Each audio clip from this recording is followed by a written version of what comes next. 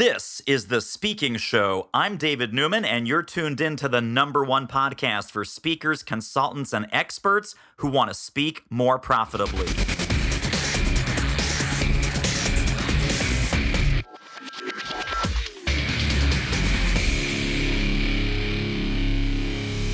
Well, I am here with international man of mystery, James Taylor.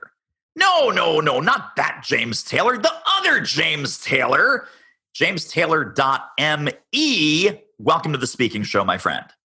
Well, thank you so much for having me today, David. Thank you.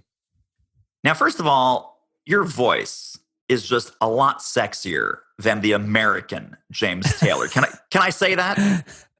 Well, I do. They have that expression, don't they? It's called the alien advantage. That someone's accent that's from another place always sounds better. So here in the UK, we always love American accents. Americans always like British or Scottish or Irish accents. So it's funny how these things work. We always love that thing that we can't have. This is why I also like hair. I love hair. Don't have a lot, but I love other people's hair. All right. Well, I want to talk about both sides of your business because you have obviously some tremendous success as a keynoter and a speaker yourself. And you also have this amazing mentorship and speaker training program that helps lots and lots of speakers and experts with their business. As we are recording this, interestingly enough, we are in the middle of this pandemic craziness. Very sad, very serious. And of course, it's impacted speakers perhaps as much as it has impacted airlines and our friends in the hospitality world and the conferences and events and hotel industry, because there are no face-to-face live events as we're recording this. So I'm looking on your website, James, for the speaking side of your business, and it's about unlocking creativity, accelerating innovation, and adapting to change. So are you the right man for the moment or what? I'm one of the men or people for the moment, I guess. But it's so fascinating. I mean, I was sitting with my wife yesterday and we were just going through our schedule from last year. And I think last year I spoke in 26 countries, did about 250,000 air miles last year. And this year it's obviously going to be a little bit less than that. But bizarrely, we've kind of never been busier because we do a lot of online. So I'm doing a lot of corporate kind of webinars, online keynotes, online presentations. We're starting to get into the world of holograms. And so it's bizarre. I mean, I think you just have to kind of, it's about, as you say, adapting to change. And we're going through a lot of change just now. Let's talk about, I think, one of the big elephants in the room. And this was even a problem before COVID-19. People are saying, well, this is not a time to sell. This is not a time to market. This is a terrible, horrible time. All of our clients, all of our audiences are going through some pretty traumatic, pretty awful things. My take on this is that they need us now more than ever. In fact, if not now, when? So what are you seeing as far as the receptivity of the clients and the new prospects that you're talking to? And then also, I'd love to hear your advice to speakers that you're coaching and mentoring when they say, oh, James, I can't sell right now. I can't market right now. That would be terrible. That would be insensitive. That would be bad. I think is kind of thinking about what is when you say the word selling or sales, what do you think now? When I hear that word, I kind of think helping. And so if you're in the business of helping people and then there's some kind of exchange of value in some way, then I don't think there's anything wrong with it. I think people need help more than ever now. I mean, I think it depends on your audience that you speak to. I would say there's a lot of solopreneurs, small business owners just now that are really, really hurting globally. But there's also a lot of larger companies, mid-sized, larger multinational companies that they're seeing about how they can really be adapting to this. I was having a conversation this morning with a speaker from Singapore. And we were just talking about, they were getting very, very busy because they do a lot of very high-end executive coaching. And so they speak and do a lot of executive coaching. And that executive coaching part of their business is really be developing. So the thing I've always really keen, and I guess this comes from my background from the music industry, was about building what we call an all-weather speaking career. An all-weather speaking business, a business that regardless of whether the economy goes up or goes down or whether things happen, your business is always growing. And that was something that I kind of learned from the music industry and I kind of applied into the speaking, and it's kind of served us pretty well.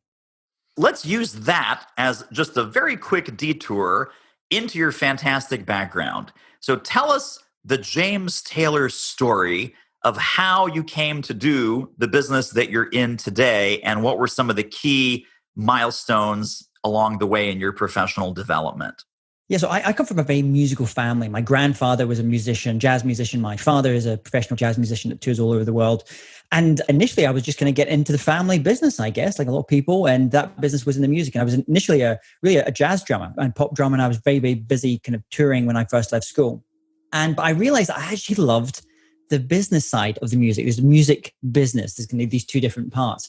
And I really love the business side. So actually what I ended up doing is actually starting to manage a lot of artists. And some of those artists became very, very successful and sold lots and lots of albums and did lots of very big tours. And then from there, I guess I was in the room a lot with very, very smart lawyers and accountants that I probably should go back to college and learn how this kind of business thing, how to build a business works. So I went and kind of did my MBA. And then about 2010, I got a call from a gentleman who's one of the really kind of founding team at AOL before it was sold to Time Warner. And he was building a lot of online schools, online academies.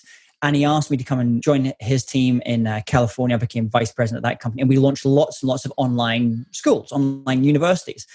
And that was like 2010. Now we all see as, lots of universities and lots of brands, things like Masterclass, which are amazing, doing lots of online learning.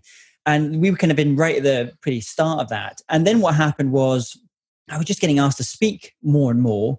And it was bizarre because I actually felt very, very comfortable getting back on the stage again, albeit I didn't have a drum kit and drumsticks with me now. I basically just had me and maybe a little clicker and advancer. But it felt very, very comfortable to get back up on stage and do that mixture of performing, inspiring, educating, entertaining that a lot of speakers do. And that really kind of took off. So basically going from music to online to kind of back to being on stages again. And then now I kind of mix, the online and on stages and live. Wow. How about that? And along the way, I noticed that part of your bio is that you are also featured as the subject of a 30-minute BBC documentary. How did that come to be? They just kind of reached out to me. And at that point, I was managing a lot of artists that were very, very, this was in the UK, that were very successful. They'd sold millions of albums, platinum selling artists. I was working with members of the Rolling Stones. And I've always been a little bit of an odd one. I live in the middle of nowhere in Scotland. I used to live in California and Napa. And so I've always avoided some of the big metropolitan places. I like a little bit of quiet and that type of thing. So I thought, how can you build a successful business online or offline when you're not in a main metropolis? And I think anyone that's listening to just now, if you don't live in a New York or an LA or a London or Paris, you can absolutely build a very, very successful business. And especially as a speaker, as long as you were near an airport, as long as you have an internet connection now, you can start to build that business. Now, speaking of which, you got multiple empires here. I mean, let's just be honest here. You got multiple empires going on.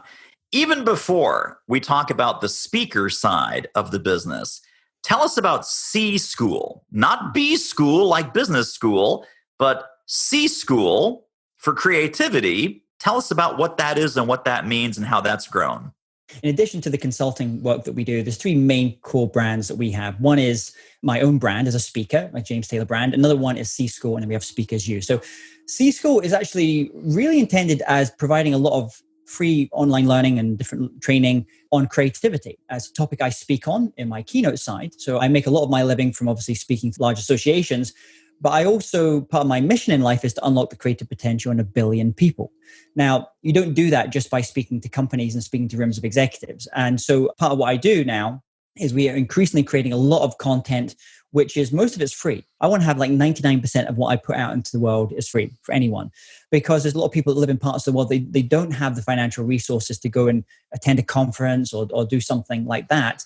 But they have internet, they can go onto YouTube, they can go and watch videos. So I speak in those, it's really about training and giving ideas around creativity, around innovation. Some of that can be personal creativity, some of that can be developing the creativity in a team, in an organization. And actually, one of the most fascinating areas is really around creativity in schools. And something that's been happening just now with this, obviously COVID-19, is you're seeing some phenomenal creativity going on from people that are having to homeschool their children all of a sudden, to I'm seeing people making 3D printing of parts for respirators. What we're going through just now in these circumstances just a huge level of creativity is coming forward because people have a mission. They have something that they really want to get behind. And so I love seeing that positive side that can come out of pretty dark times.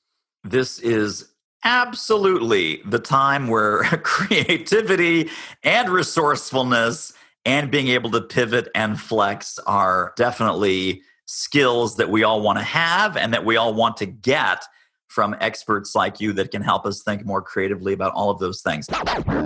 Hey, this interview is a real moneymaker. If you're serious about ramping up your reach and revenue as a speaker, trainer, or expert, book a confidential speaker strategy call with our team. The link is doitmarketing.com/call. It will be the most valuable 45 minutes you invest in your speaking-driven business. Speaking of value, let's get back to the show. Well, let's swing over then to the speakers you side of the business and your fantastic summit that you do and some of your other services. How did that third brand come to be, and what was sort of the demand that you were seeing in the marketplace to start working with folks that wanted to have speaking as part of their profit centers? Yeah, so it was interesting. I kind of came into it because not having knowing I didn't know anyone that was a speaker, a professional speaker. And when I started coming into speaking, I kind of reached out to lots of different people, speakers, to ask them how they did it, how they built their speaking business, how they crafted their speeches, all the kind of stuff that we would normally do. And if you're lucky to be a member of something like a speakers association, like an NSA in America or PSA, for example, in the UK, or APSS if you're in Singapore, these are great. I didn't have access to some of those. And so what I decided to do, being a little bit bold, I decided to reach out to some of the world's top keynote speakers and say, listen, can I just have 30 minutes of your time? And can I just interview you and ask you the questions I wanted to know as a new speaker coming into it? And then they were many of them very kind to do that. And so, I said, listen, could I record this and then make this available as something? I wasn't quite sure what at first, but we decided to eventually put that out in the form of an online summit, a massive online summit. And so in the end, I think we did a couple of different versions of it. I think the very first one we did, we had I interviewed 60 speakers from all over the world. And in total, I think we've had about 22,000 attendees on that. And these were just people who are aspiring speakers, professional speakers, speaker coaches, speaker bureaus. And that was great. That really kind of got me to learn about it. And so I was doing it primarily as a way for me to learn because I didn't have access to a local speakers association. And I wanted to kind of learn. And find out that there was 22,000 other crazy people like me that also want to do this speaking thing as a job, as a profession. And I got to share it with them. And then what was interesting is after that, there was no real business model to it. It was basically, let's just put this out there and see what happens. And what bizarrely happened is then people started contacting me asking, could I give them some advice or coaching? And obviously I have a lot of experience in business and online business especially, but not particularly much, experience really as a keynote speaker in terms of the craft. That was something I just had to develop over time. And so people kind of kept asking me, how do you sell your speaking? How do you market it? How do you create online memberships, online courses, other things that around your speaking? How do you work with speaker bureaus, bureau kits? And I thought, listen, after a while, I frankly just couldn't respond to the number of emails and calls that were coming. So my team and I said, let's just create something where we can just put all this repository of knowledge and things that we're learning into a place. And if people want, they can become a member of it. If not, that's fine. Most of what we do is available for free as well. But anyone that does want access to me from a coaching perspective, they can get that as well. So that's how Speakers U really came about. So it was a bit of an accidental business. Like, I don't know yourself, but sometimes you get into these things, you just go where your passion takes you. And sometimes it works and sometimes it doesn't. And thankfully with Speakers U, we have speakers now, members all around the world, in addition to people that, just come on and get some of the free things through our podcasts and our online videos. Yes, absolutely. Now, you've done the summit. Is it 4 times, 5 times have been out there? I think we did them 3 times. And I mean, I really enjoyed creating an online summit. If you're the kind of person that likes interviewing people like yourself, or you just like having conversations, you like learning, summits are amazing. Or if you're an author that is going to have to do research anyway for a book, you might as well take that research, those interviews, and turn it into an online summit. So what a lot of people don't know is that was actually the 5th online summit that we ever did, International Speaker Summit. Before then, I've done other ones in other kind of areas and other kind of topics. And now we have ones like International Authors Summit, which is primarily for authors. We have Event Professional Summit, which is for event organizers, conference organizers. In fact, one of the very first ones I did was called Online Guitar Summit, because it was essentially to help my dad out because he's a guitar player and I don't play guitar. So I interviewed many people on a topic I don't really know too much about, but I think that gives you a bit of a beginner's mind, like they have in Zen. They say sometimes there's nice when you're interviewed by people that don't necessarily come from your industry or your field, because they ask you what might sound like stupid questions, but they can often be quite revealing, the answers for those. And so that's kind of what we did with the online summits. Very interesting, for sure. Well, that would take quite a bit of creativity and gumption. I'm not sure I could host the summit on a topic that I did not have a lot of experience in. I mean, you must have had some basic knowledge just to be able to know what questions to ask, correct? Well, when I was about 14, I had a Saturday job in a music store and I sold guitars. That was one of my things. And I don't play guitar. So I could sell thousands and thousands of dollars worth of guitars on a Saturday and not play guitar. Interesting. You just kind of needed to know enough. And actually, it wasn't about the instrument, really. And it's going to go back to your original question about helping and selling. It's really about what is the transformation that person wants. In that case, what is that BB King or whoever it was. And so you help them find a solution which is going to help them get there as well. So I would say this as well to anyone that's listening to this just now, don't be frightened. There's something that's really nice when someone approaches you that doesn't necessarily know your industry. They can ask some of those questions and it kind of reveals something and it helps them. And I think a good salesperson is going to do this anyway. They're going to help you kind of find, where you want to get to, where you are now. And a good salesperson should absolutely say, listen, I'm not the right person. I mean, David, I don't know if you've had this before, getting on a discovery call with a client and they ask you and they say, oh, we're looking for a speaker that does this kind of thing and does that. And sometimes you get in the part of the call and you say, I'm not the right person for you. You'd be better speaking to Marjorie or to John or this other person. And you're still trying to help. If you're not the right person, you should absolutely feel comfortable enough to go and recommend either another speaker or a bureau who has other speakers. Totally spot on. And I absolutely have had those conversations. And if we don't do that, you are just signing yourself up for working with the nightmare clients from hell. I had a conversation the other day with a speaker who went and did a gig in Beijing. And he said, James, I knew when I took the gig, I probably wasn't the right speaker for it. And he said, I went and did the gig and I gave it absolutely my 100, my best and learned some things from it as well. But really what I should have done is I should have said no. And this is the other thing is, I talk about the building this all-weather speaking business, which is having that mixture of obviously live speaking events, but also having continuity, having other products, other services, consulting, which means that when that inquiry comes in, and if you're not the right person for it, you can say, I'm not the right person for it. You might want to have this other person for it as well.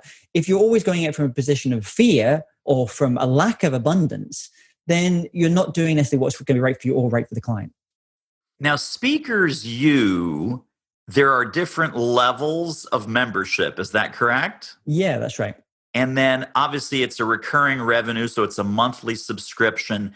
When you got into that business model, and that really is the dream business model for a lot of us, is monthly recurring revenue, as long as we keep providing value, as long as the members stick, month after month, we're making more and more money. How did you learn that recurring revenue model? And then what surprised you about being the impresario of this part of your business now, being this membership-driven model? So this is what I learned working in California. I mentioned 2010, I moved to California to work in creating lots of online schools, online kind of academies. And myself and the team there, we created 30 of them in all different topic areas and all different kind of customer avatars. And I learned a number of things from that. One was that the power of smaller priced continuity programs. So ideally under $100 a month, ideally, because there's something, we always kind of found a strange thing. If something was over $100 a month, and especially if this was maybe a husband and wife, for example, and that was on the credit card bill, you would normally have the conversation like, yeah, do we still need that thing? But if it was under $100 a month, then you could kind of, get through it. It didn't kind of factor on the radar. The other point I found pretty quickly is a lot of people think that memberships are really just about content. I think people initially come for the content, but they stay for the community and or the coaching. So some memberships are very more community orientated. Some are more, you get one-on-one access or group kind of coaching of some sort. If anyone's listening just now thinking about starting some type of membership program, don't worry too much that you have to create tons and tons of content to get started. You can essentially start it, go out, with a very affordably priced type of offer to the market. Essentially, you're saying, listen, I'm going to make you our kind of like initial members, if you join, and we don't have huge amounts of content in there just now, but you're going to get the special deal on it. And after a while, you can continue to add that content. But the reason that people stick is not so much because of the content. It's either because of the community, because they think if I leave, I'm going to be leaving that online community, that membership, or it's because they perhaps have some kind of coaching. And that, I'm a member of memberships myself, of other programs. And I know just from a consumer's perspective, I want to join that membership because this person has all these courses within there on how to do X, Y, and Z. But when I get in there and you kind of go through and you kind of splurge, on learning all that stuff initially, and after 30 days, you're like, okay, now what? That's when a good coach or a good leader of a membership should be able to say, okay, where are you now? This is what you should be focusing on now at this stage in your career. And this is what you should be avoiding at all costs. It's like the Warren Buffett thing. When he once spoke to his, I think he was the captain of his private jet. And this captain's private jet said to Warren Buffett, I'm wondering, Warren, how best to set my goals and to achieve my goals. And Warren said, okay, what you do is you sit down and you write a list of, the 30 things you want to achieve over the next 5 years. And then you sit and look at that list and you mark down, okay, you circle, what are the 5 ones I'm most excited, I really want to do? And then he said to him, oh, okay, I understand that. And then Warren says to the pilot, well, how would you now break that up? He said, well, I would circle these 5. And then between doing all that stuff, I would go and work on these other 20 that are there. And Warren Buffett says, no, that's not how you do it. You basically want to have a list of 5, this is your goals, and 20, under no circumstances am I going to do any of these until these first 5 are achieved. I think a good coach can help you do that, regardless of whether it's a speaking or a business or life coach, just can help you kind of identify what's the one thing or what are the key things that you need to do that really moves the needle. Because frankly, speaking is like in the business, is like any other business. You only have to do a few things really well to move the needle. There's the Pareto principle, the 80-20 rule. But what most people don't realize is the 80-20 rule is fractal, which means 64-4. So 4% of what you do will deliver 64% of the results. So if you just know what the 4% of things are, just focus on those and you can save yourself a lot of time and aggravation as well. So that's what a good coach should be able to do. She said, regardless of, where are you just now? What are you trying to achieve? Okay, these are the 4 things, or these are the 4% things you must absolutely really work on. Super quick commercial break. Isn't this interview amazing? If you'd like to get more ideas on how to start or grow your speaking business fast, pop over to our free training at doitmarketing.com/webinar. Now, when people pop over to speakersu.com, and I know we have other resources and cool things we'll share with people, and all of those will be in the links, by the way, under this episode at thespeakingshow.com. But when they sign up, one of the first things that they're asked is where they need help and then what revenue level they are at. And so this goes back to your 64-4, which I love. Is that 4% consistent across the board, or is that 4% dependent on A, where I am in my speaking or thought leadership business, and B, what I'm working on right now for where I am in my thought leadership business? Yeah. I mean, if anyone knows anyone like Ryan Levesque, he's absolutely brilliant at doing this type of thing. And really what you're doing there, and this is something, once again, learned from doing online. The purpose of a homepage is to get people off of the homepage as quickly as possible. Further in, is to segment people up as quickly as possible to help them in the best way possible. So from there, for example, you've really got these 4 things. And this is based upon, you can have had like all these different topics, all these different areas, and you can go into those. But really, these are just the 4 things that move the needle. It's really craft. If you go and give a bad speech, it doesn't matter how great your sales and marketing is, you're not going to get booked again. Marketing, which is making people aware of you and owning a place in the market. And someone like Jane from The Wealthy Speaker, Jane would say, choose your lane. It's about choosing your lane on the marketing. And then we have sales, which is about how converting those marketing to actual booked gigs. And then we have profitability, adding all your other revenue streams. So really, those are the four things, about 4% of all the things you could do to focus on. And then after someone has chosen that, okay, I really need help on craft. I really need help on sales. I really need help, whichever area it is that they need the most help on. Then it really comes down to, where are you just now? If someone is not, earning a single dollar or cent from their speaking at the moment, then frankly, I might not be the best use for them. They're much better going on something we have, just until they kind of get their feet a little bit and find out what topic perhaps they want to speak on. But once they are there, once they're actually speaking, then we have, the membership that they can join. And for those speakers who are doing over $500,000 a year, we have another program completely for them, because they have a different set of challenges from someone who's maybe, under that $500,000 number. And I'm guessing at the higher end program, that's not just membership. Those are the folks that get to work with you personally, or how does that program actually roll out? Yeah, so for something like that, I take on very, very few people on that. And we have a mixture. We either do it on people pay, an annual amount to do that, or we actually do a revenue share type of arrangement where we figure out, where are they now in their revenues, and we work on a deal where I'm basically compensated to take them, whatever the difference is from where they are now to where they get to in a year. I take a bit of that extra profit. So it's more like a profit share in that way. Now, that only really works for someone who already has a number of things. And I can work with a speaker at that level. But I had a conversation with one yesterday who is, I think last year he probably did $4.5 million in his business. And for him, it's really about team, improving the team, and adding some of these continuity, membership, we call evergreen or more passive revenue streams to what he does.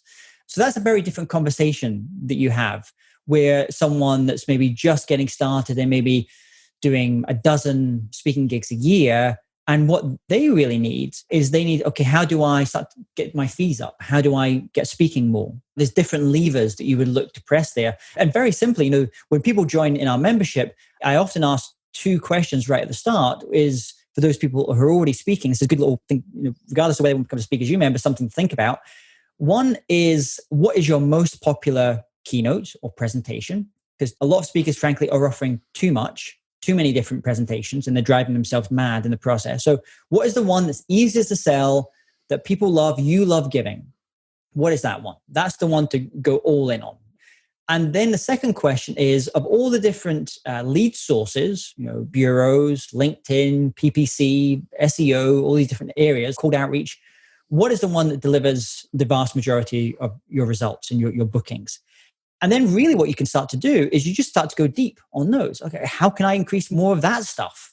A lot of people, when they think of the funnel in traditional marketing funnel, you're an expert on marketing, David. So, we often think of that funnel. And I find a lot of people, they kind of go at it the wrong end. They say, I need to fill up more at the top. Actually, no, you need to start at the bottom. The people who are already in your world, and how you can convert more of those. That's a much more efficient way of doing things. Yes, no, absolutely right.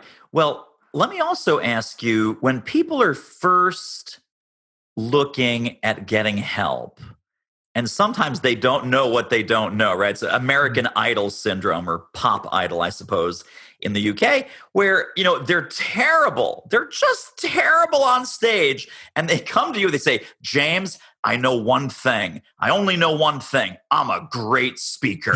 My mom said I'm a great speaker. My best friend says I'm a great speaker. And I have not been getting paid. I have not been getting booked. But boy, I'll tell you, buddy, I know that I'm a great speaker and I have what it takes. Can you help me with the marketing and the sales and so forth? How do you vet them to make sure they're not absolutely terrible? Or is that just a phase for kind of later consideration, and we can work on both parts at once? Or because, the one thing that we don't do, unlike a bureau or unlike a client, is, hey, okay, maybe I can help you with marketing. Could you send me a 3-minute video of you on stage to make sure that, you're not the most horrible speaker I've ever come across? How do you validate that they have what it takes in that bucket that you said was so important? And I agree with you, of course. It's funny when it was a lesson I learned. I remember with someone I interviewed right at the start for when I was doing International Speaker Summit, a great speaker called Frederick Haren. And Frederick said to me, the best marketing you can do is to give a great speech. And then I immediately followed up with a question. So how do you know it's a good speech? How do you know it's a great speech? And he said, it's a great speech when you come off stage and at least two people come up and give you a business card and say, we want to book you. And I remember very, very clearly going out there and just getting started and really starting to speak and speak at all those kind of places. We've all kind of done them. You just kind of get out there. You want to start developing your skill. And it was probably like the 7th speech in on that particular run. I did a lot of speaking engagements. And I remember it was the 7th one in I did. I can even remember where the room was and everything and who the audience was. And finally, 2 people came up to me and said, we really enjoyed that. Can we book you to come and do our company, of different events? And I remember calling Frederick after it and I said, it's happened. I finally have something, I think. But that takes a while. And so it's not whether I like a student's or a member's speech, because frankly, there's some speeches that just don't personally, emotionally connect with me. I don't get it, but then I'm not the audience for it. So that's fine. But it's whether, if I can, that person ask that new member and they would honestly tell me, okay, when you give a speech, do you at least get a couple of people come up to you and ask you to book you afterwards? If you're not there, then we need to get more of that stuff. Now, that's not to say that we won't work on, getting your online and your website and your speaker reel and all that stuff happening as well. But that's just going to be accelerants. That's just going to be adding fuel. I need the engine to be solid to be able to do that. And that's your work. And sometimes we're just going to work back and forth on a couple of things and I'll give them a little bit of advice on it as well. It's the kind of very unglamorous part of, I guess, what we do. But it's the thing that if you don't get it right, then you could have the best marketing in the world. The best marketing is to go and give a great speech and develop that great speech. Right. Absolutely. Now, you have a team of other coaches that also work on these areas, the marketing, the sales, the business structure, the platform skills, or is everything with you? Yeah, everything's with me. This is the thing about Speakers U. They get direct access to me. I have a team, but I see that the role of the team is to add leverage to what I do. So I have someone that for example, just deals with customer service. We have someone that just deals with all our social media, someone that just deals with editing and doing all the content side of things as well. So that allows me just to focus on where I can add value to people, which is just to have it's email that we use, and just to have that email coaching back and forth to kind of help them do something. So it's direct access to me. Sometimes that's not right for everyone, and that's fine. And that's why, I'm always actually a big proponent of promoting other speaker coaches and speaker business or craft coaches as well. Because I know what it's like. I'll have a bunch of books up in our library.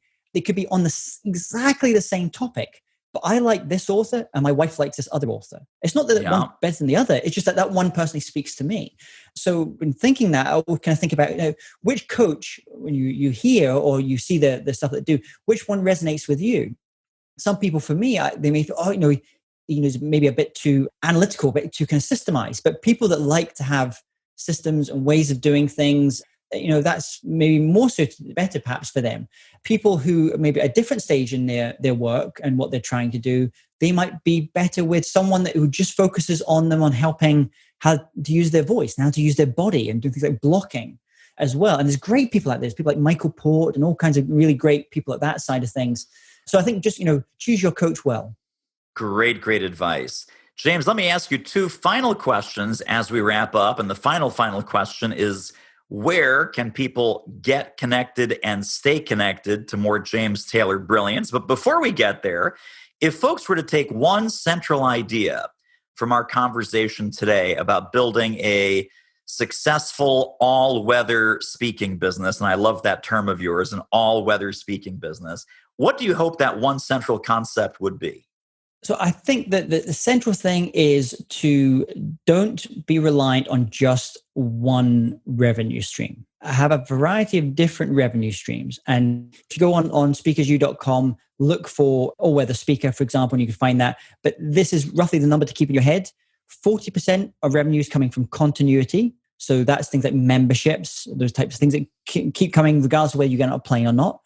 30% from actually speaking. That could be speaking on stage or speaking online. 15% from things like products, which is books, online courses. and about the other 15% from like consulting and coaching. If you can get that blend right, it doesn't matter whether the economy is up or down. You're going to be fine. You're going to be good. Tremendous. Now, how do people get connected and stay connected to more James Taylor online, offline, websites, links, your preferred social media accounts? How do people get connected to you? So if you're a speaker, just go to speakersu.com and you can find all about there. There's even you get access to things like International Speakers Summit. There's lots of free resources there, and you can also learn about the membership. And if you're interested about creativity, or you want to maybe put me forward for, you have a client that you've worked with before and you think they could really use a speaker to come in and talk about creativity and innovation AI, then just reach out to go to jamestaylor.me. That's my speaking website. Tremendous. Thank you so much for being with us, James. This was tremendously helpful. Thank you so much for having me, David. Well, that wraps up another episode of The Speaking Show. Hey, tell you what, if you like us, rate us and review us on iTunes. Subscribe. Tell a friend. Go grab the notes and downloads and extras at thespeakingshow.com. See you next time.